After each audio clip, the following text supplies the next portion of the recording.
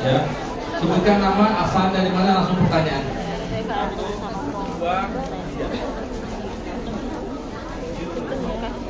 Aku tak ke kamar mandi dulu ya. Pipis. Aku mau besok soalnya Assalamualaikum warahmatullahi wabarakatuh. Waalaikumsalam warahmatullahi wabarakatuh. Nama saya Wulan, asal saya dari Yogyakarta. Saya mau bertanya Bu ya. Ini tentang pendidikan anak-anak. Karena kita ini kan bekerja jauh ya, tidak ada di samping anak-anak. Saya ingin bertanya, bagaimana caranya parenting kita ingin menjadi ibu panutan seperti yang Buya bilang, tapi dengan jarak jauh hanya bisa mengontrol dari HP kan Buya. Jadi saya ingin anak-anak tetap terkontrol, tapi gimana ya, batin kita sebagai seorang ibu itu kayak ada was-wasnya gitu Buya. Karena kita jauh, nanti jangan-jangan di sana ngomongnya ini udah Umi, itu udah Umi, tapi tidak dilakukan. Jadi supaya kita Ini di aja, sini batinnya tenang, ini aja dikasih. itu dengan cara apa? Terima kasih Bu ya. Assalamualaikum warahmatullahi wabarakatuh. Waalaikumsalam warahmatullahi wabarakatuh. Pernahkah wahai Anda yang punya anak mengingatkan anak di depan mata, contohnya di belakangnya masih melanggar, ada atau tidak? Dan Anda hidup bersama mereka, masih kumpul. Bagaimana di saat kita jauh dari mereka? Jadi sangat mungkin tidak sesuai dengan omongannya, sangat mungkin. Makanya saat tempat yang paling tepat hari ini bukan saja untuk kalian yang jauh dari anak, termasuk yang anaknya di rumah hari ini, zamannya zaman pesantren. Ini jujur disampaikan. Problem anak di luar hari ini adalah urusan handphone, urusan pergaulan yang tidak bisa dibatasi, bermacam-macam orang, rusak segala macam. Ini adalah ternyata permasalahannya akan dipangkas di saat anak kita mulai masuk pondok. Nggak usah dilarang main handphone, tidak usah dilarang bergaul yang salah karena di pondok. Dan tentunya pondok sini pondok yang mendidik dengan akhlak. Maka dari itu juga Al-Bahjah ini sampai hari ini kita membuat program ada 60 pesantren, mulai dari Jawa Timur, SMP, SMA-nya semuanya kita buat program-program itu, memberi kesempatan seluas-luasnya bagi orang-orang. Dan ternyata pondok hari ini bukan seperti zaman dulu. Biasanya minat pondok kan orang-orang yang katanya wah nggak ini, ternyata mereka termasuk ya orang-orang yang secara ekonomi sukses dan sebagainya, pengen anaknya sukses tapi juga anaknya selamat akidahnya, selamat akhlaknya. Jadi sekarang berebut pondok. Jadi ini adalah pondok. Kalau hanya sekedar pantauan dengan telepon 24 jam, berapa menit ada telepon dengan mereka setiap hari? Kemudian kalau jujur, berapa jam dipakai telepon kepada selain Anda kira-kira? Jadi tetap justru itu membahayakan, justru yang kita berikan yang alasannya untuk telepon dengan kita tanpa kita sadari. Apapun bentuknya ada solusi tetap. Hari ini zaman pesantren. Dan kita buat pesantren pun bermacam-macam. Ada pesantren ini, ada pesantren, ada orang kita buat pesantren mahal. Masuknya tidak tahu berapa puluh ya sampai mahal sekali. Per bulan aja berapa juta itu. Ada aja orang mau. Jadi hari ini pesantren tumbuhan. Maka jangan sampai khususnya kalian yang lagi jauh dari anak, jadikan anak-anak, makanya nanti waktu telepon, jatah telepon yang maksimal. Nah ini dekatnya. Terima kasih, doain Umi dan seterusnya, Masya Allah. Dan sudah banyak kalau tidak salah anak-anak kami, ibundanya ada di Hong Kong, ada di Korea banyak. Mana anaknya di Al-Bahjah? Mana sini? Ini ada berapa anaknya? Itu aman, karena tidak usah Anda melarang main handphone. Dan termasuk yang kami ceritakan itu anak-anak di luar itu biasanya justru orang tuanya yang ada di luar itu kadang-kadang dikirim dengan alat-alat itu yang bagus-bagus, yang lain belum punya, amannya nggak berani. Bahkan bisa saja ada temannya, sepupunya ikut menikmati handphone itu, rusak beneran akhirnya. Baik, ini urusan pondok, ini ada solusi. Ada yang berkata pondok itu mahal, betul? Baik, betul. Anda hitungnya gimana? Ayo hitung-hitungan coba. Kalau Anda tidak tahu pondok kita ada yang paling sejuta berapa? 500 deh ada kan? Yang kelas sejuta 500 pondok Al-Bahjah itu ada. Juta 500 sudah pernah pergi. Coba bandingkan. Kalau Anda bisa ngitung duit, kalau Anda ngitung duit Anda bakal dihubungi orang. Anak Anda yang sekolah di SMP gratis, betul kan? Gratis, nggak pakai bayar SMP. Lalu minta motor, berapa nggak motor? Tanya dulu. Apalagi bagi anaknya berada sekolah di luar negeri, kalau anaknya ibunya berjuang di luar negeri, nggak beli motor, ngamuk. Motor 3 juta, ya kan? Beli motor harga 3 juta. Motor bekas maksudnya. Bekas hargaan. Berapa motor? 10 juta ya? 10 juta. 10 juta. Pakai air sungai? Harus pakai bensin. Berapa bensin? 2.500 per liter. Bensin. Oke 12. Ada itu kayak ini. Kalau Anda katakan mahal, pikir nih. Kemudian sudah ngerti handphone, pakai wifi tetangga ngamuk terus, harus pakai pulsa. Sudah punya handphone ngerti, susah cari makan, langsung GoFood, belanja online. Nah, macam-macam. Kemudian uang sakunya Anda kasih berapa? 5.000? Enggak kira berangkat. Cuma ada hitung berapa itu semuanya. Anda berapa itu? Oh ini kayaknya pinter banget, tapi gak bisa hitung duit ini. Masuk SLB kan? Yang bilang pondok mahal, Anda tidak bisa hitung. Sementara di pondok Al-Bahjah ini contoh, anak dibatasi, jajannya dibatasi, yang punya anak jajannya dibatasi tidak boleh lebih dari 10.000. Tidak boleh lebih dari 10.000 sehari. Karena Pak upayakan makannya kenyang. Kue yang dijual pun pokoknya bagaimana cukuplah. Tidak buka jualan di pondok untuk cari duit, tapi untuk mencukupi kebutuhan pondok. Jadi kalau bisa ya barangnya nggak mahal-mahal tapi sehat, perut kenyang, selesai. Anda itu 10.000 kali 30 kali 300 saja. Ditambah 1.500.000 itu sudah masuk dalam sakuran tahun. Dia nggak paling nggak kita.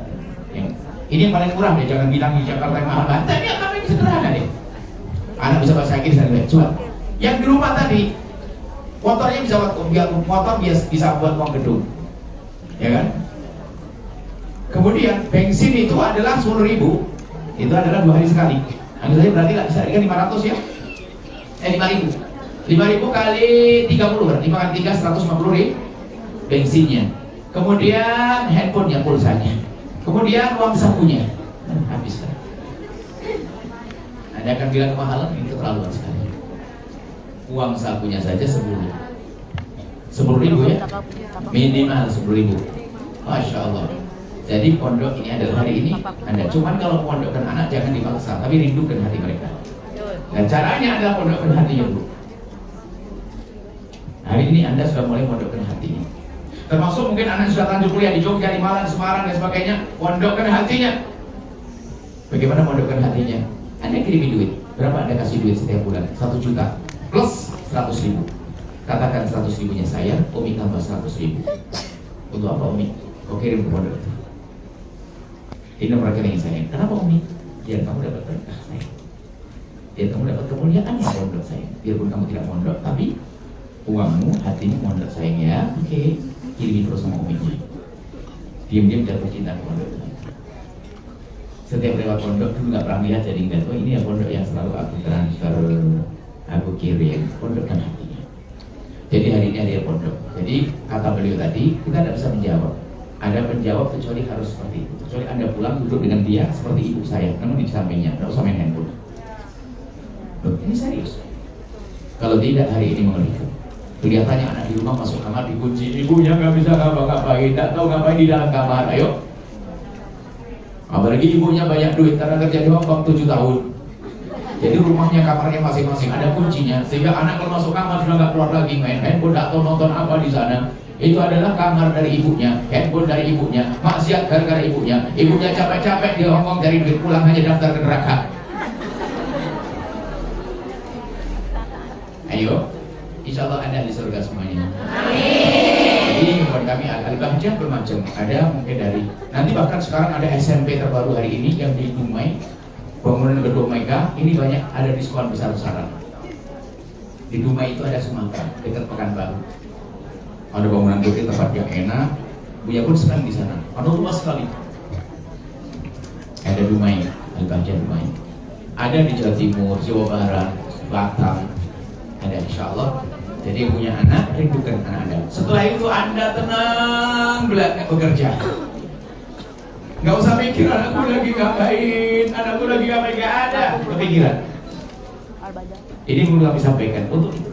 Semoga punya banyak anak, ahli surga semuanya baik-baik. Amin. Punya anak takut, punya anak banyak, soleh. Berapa? 16. Mau anak 16? Perempuan itu saya gampang, perempuan gampang mudah saya maksudnya. Ngomong 16 punya anak nggak mau, baru 1 menit langsung mau. Coba, punya anak 1 bandel kurang ajar, atau 16 pinter baik semuanya ahli surga? Baru sedikit. Ya perempuan salehah, jangan didolim oleh suamimu. Orang baik begini masalah suami kurang ajar kamu. Orang baik begini kok 1 menit aja bisa ditundukkan, masa suami tidak bisa menundukkan istri-istri baik kayak gini? 1 menit langsung 16 nikah dulu. Ayo salehah, ayo silakan. Ibu siap mondok ya. Jangan khawatir rayu. Baik, alhamdulillah sudah terjawab Ibu dari Ibu ya. Solusi terbaiknya adalah mondok putranya. Insyaallah semoga dimudahkan pondoknya ya. Di antaranya Al-Bahjah juga membuka program tersebut. Tentunya mondok yang betul-betul Kak Lena pipis. Kak Lena jadi ada rambu-rambu, ada undang-undang. gurunya jelas dan lain-lain. Silakan bisa ngobrol juga, mungkin nanti sharing dengan anak-anak Bapak Ibu ya sudah memondokkan anak-anak ya. Baik, terima kasih untuk jawaban Ibu Wulan ya dari Yogyakarta. Demikian. Berikutnya kedua yang belakang dulu tadi yang sudah saya tunjuk yang itu. Ini ya, tengah. Udah dapat mic-nya? Tolong dikasihkan nanti ke bagian ya, bergiliran. Silakan. Nama, alamat, langsung pertanyaan secara jelas singkat.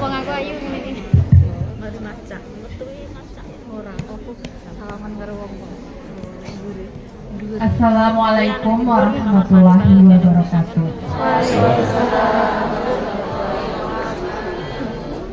Perkenalkan, nama saya Oktaviani dari Banjarnegara, Jawa Tengah. Izin bertanya, Buya, ada seseorang perempuan yang kekeh sekali meminta menikah dengan laki-laki yang kurang baik. Karena sebelumnya laki-laki itu sudah pernah menyebarkan foto yang tidak senonoh di sosial media. Dan orang tua si perempuan itu tak tahu tentang dan orang tua si perempuan itu pun tahu tentang kejadian ini. Dan si perempuan itu minta ke orang tua untuk merestuinya. Tapi orang tua bingung, Buya, gimana harus bersikap. Karena kalau misal tidak direstui, takutnya sang perempuan itu malah bunuh diri.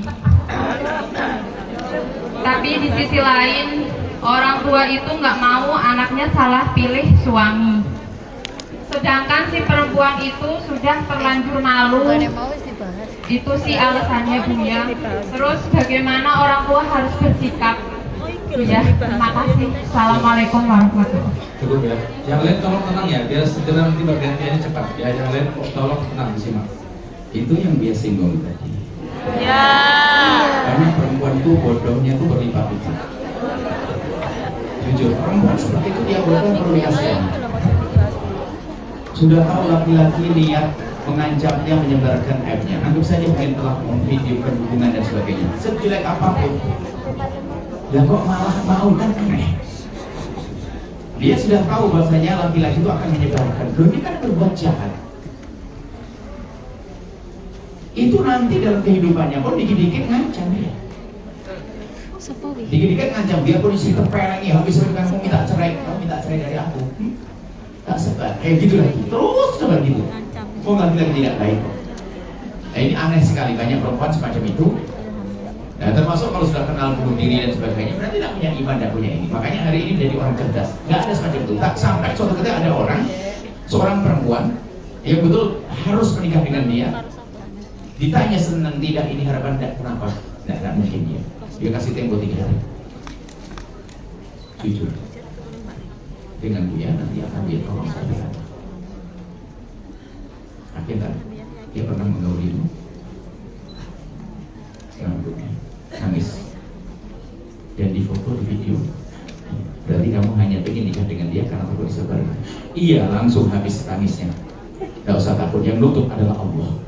Yang penting kamu jangan berbuat kasar, kamu menghindar saja, menghilang dari kehidupan mereka. Akhirnya tinggal di sebuah tempat, di sebuah pondok yang dia arahkan dan dia bantu, tinggal pondok, hilang sendiri. Karena bukan sering kelihatan di depan mukanya, kelihatan kan terpacu lagi laki-lakinya. Dia sebuah tempat, dia bekerja, rupanya di tempat tersebut sangat terhormat juga perempuan itu. Karena diam-diam hilang ceritanya dengan laki-laki itu, nggak ada di rumah lagi. Kalau kelihatan laki-laki penasaran karena pernah menikmatinya, apalagi bisa diperas lagi, dan diperas sudah. Sehingga kalau dia minta duit, kalau nggak kasih duit aku sebar. Jadi sampai perah. Apakah ada perempuan yang bodoh dari orang itu? Tidak ada. Makanya itu bodoh sekali perempuan itu. Sampai orang tua dilanggar. Makanya tadi dia sampaikan, yang punya masalah dengan masa malu dengan laki-laki bisa diputus, selesai. Yang penting jangan diganggu dia, jangan caci, nanti Allah biarkan. Dia pun juga punya hajat, punya syahwat. Dia pengen punya asmara baru lagi, biarkan, selesai. Kamu yang mulia. Kalau kamu masih mikir dia nggak mikir karena dia sudah punya 10, ini yang ke-11. Mau mikir apa? Bodoh banget. Karena selagi berani menodai, dia bakal menodai orang lain. Jadi dia menjadikan perempuan cerdas hari ini. Sampaikan pada perempuan itu, jadilah perempuan cerdas. Bodoh banget. Sampai mau bunuh diri. Terlanjur malu. Enggak, Allah yang tutup makanya sehingga menghindar dari tempat yang tidak baik, hijrah ke tempat yang mulia karena Allah, dan jangan dan hilang dari pandangan, dari peredaran. Setelah itu berita, dia kan juga nikah, dia nikah selesai. Kalau dia nikah nggak berani berkan berarti dia mau hancur ke rumahnya, mau diketahui istrinya juga, dia punya masalah juga. Setelah dia menikah, tanya apa? Mau nyebarkan app-nya, bodoh kan dia? Berarti nyebar app-nya pada istrinya juga. Selesai sebetulnya.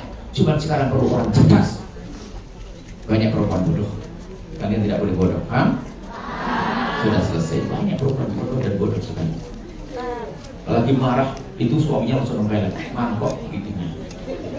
Ketahuan sama ibunya, kenapa anda kok sampai begitu? Nggak laki-laki begitu. Saya yang salah, mah.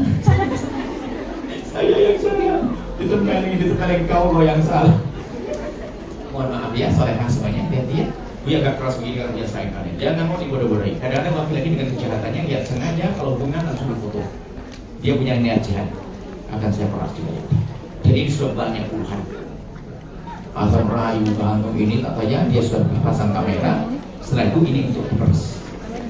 Makanya jangan lagi bodoh, jangan jadi perempuan bodoh. Naudzubillah. Makanya jauh kita mulia, selagi dengan laki-laki bukan mahram, yang bukan suami, jangan berdua anda sorry, jangan bodoh, hanya dinikmati saja, dinikmati sesaat. Berarti dia Alhamdulillah. Semoga Allah menjaga kalian semua. Amin. Baik, untuk penanya tadi Mbak Oktavia dari Banjarnegara cukup jelas ya, cukup jelas dan tegas dari Buya. Solusinya adalah menghindar sejauh mungkin dari lelaki yang tidak baik tadi itu. Insya Allah akan Allah tutup aibnya dan menjaga kehormatan. Ya, boleh disampaikan kepada yang bertanya dan mungkin barangkali ada yang punya pertanyaan yang serupa demikian solusi dari Buya. Penanya yang ketiga di termin yang pertama ini silakan Mbak yang kiri ya. Assalamualaikum warahmatullahi wabarakatuh.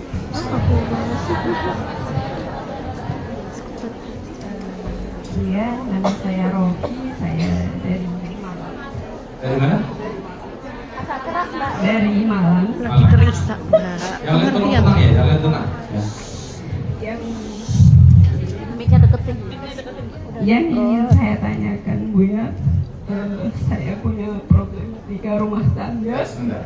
Jika ada permasalahan pribadi, saya kasih nomor telepon. Semuanya. Kalau pribadi tidak boleh. Kecuali bukan kalau masalah suami, istri, diri adalah nanti akan ngobrol dengan Buya. Kalau tidak bisa langsung, Buya kasih telepon, nanti akan Buya selesaikan. Iya. Oke, kalau sifatnya umum boleh silakan. Pribadi atau umum? Ini lebih ke Kalau suami kalau dengar marah nggak kira-kira? Alhamdulillah suaminya sekarang udah pergi. Nah, supaya kita jangan menjelekkan orang supaya tidak jadi rendah di sana. Gini Bu ya, jadi masalah aibnya saya pinggirkan dulu. Jadi saya ingin bertanya, saya ingin bertanya bagaimana saya mendidik anak saya supaya dia itu tidak dendam kepada bapaknya. Bagus. Seperti itu. Dan oke. Baik, paham ya. Assalamualaikum Jadilah warahmatullahi ibu semacam itu. Dia berpisah dengan suami. Kalaupun suami sangat tidak baik, atau seorang suami istri sangat tidak baik, jangan ajari anakmu membenci ayahnya. Karena kalau membenci ayahnya berarti telah menghalangi untuk berbakti. Kalau memang sudah terlanjur tahu anaknya tentang ayahnya, sering diajak duduk, sayang, apa yang kau tahu dengan ayah? Ini stop. Nggak boleh, ayahmu adalah ayahmu sampai kapan. Pendidikanmu dengan Umi, kamu yang tidak dengan ayah. Untuk sementara, Umi tidak rela kalau kamu dengan ayahmu. Kenapa? Kamu kan sudah tahu, tapi Umi ingin kamu sekarang sukses setelah sukses kau selamatkan ayahmu. Umi dengan ayah nggak bisa bertemu lagi, tapi kau dengan ayahmu tidak akan bisa. Sayangnya, untuk ibu hebat. Sekarang ada ibu, masya Allah, susah marah. Kamu datang dari perut. Kamu tidak diperhatikan. Oh Tuhan, anak-anak ini jadi benci. Masya Allah, tidak bagus. Anda seorang wanita wanita baik. Ajari cinta. Untuk bertemu, untuk berhidup dengan diri mungkin ya, karena mungkin masalah akhlak. Tapi mengajari cinta, apalagi anak sudah lanjut tahu. Kalau beritahu Anda sangat jelek, kalau Anda memberitahu kejelekan Pak Nantang, oh ini membahayakan. Kalau lihat ibaratnya sang anak tahu dari orang lain, Anda tersinggung. Terima kasih sama Asia. Agak ini, apa kan merah? Cuman Umi kalau ketemu Abi tidak lagi, ya. Tapi kamu dengan Abimu tidak akan terputus sampai kapanpun, sayang ya. Sukses, selamat untuk Abimu. Oke?